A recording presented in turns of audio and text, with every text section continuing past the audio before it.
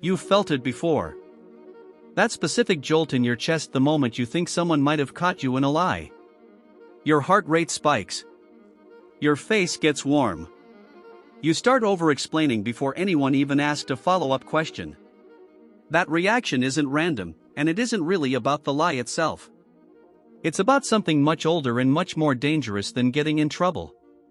You assume lying is mostly a private risk.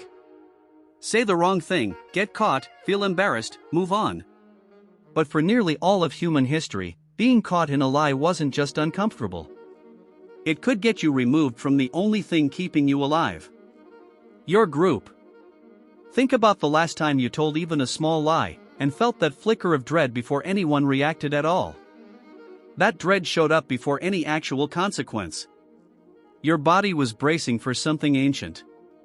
Evolutionary psychologist Dr. Robin Dunbar has spent decades studying how early human groups actually enforced cooperation, long before laws, courts, or written rules existed.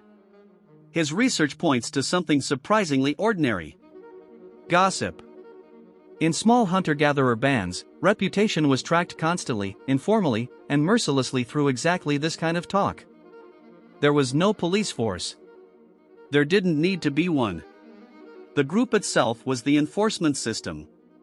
So what actually happened to someone caught lying or cheating in an early human group?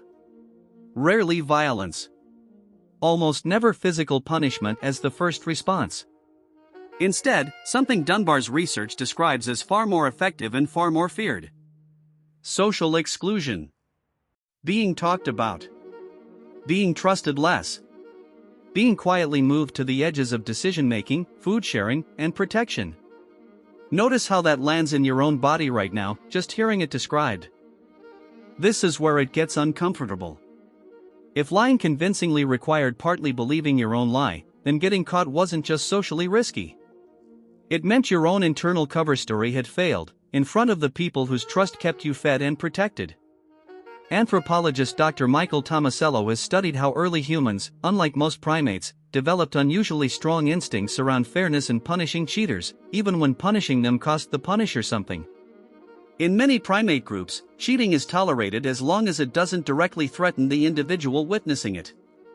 Early humans were different.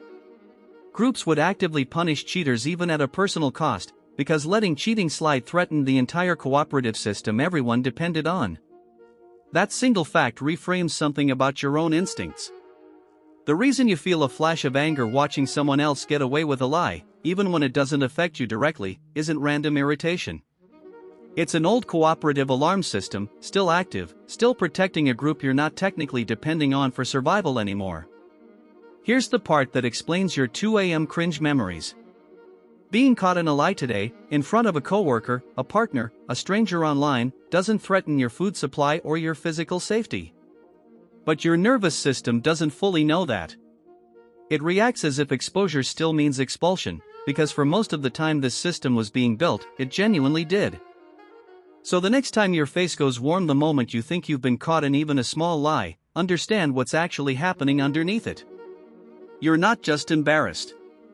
You're running an ancient survival check, one that once determined whether your entire group would keep feeding, protecting, and trusting you, or quietly decide you were no longer worth the risk.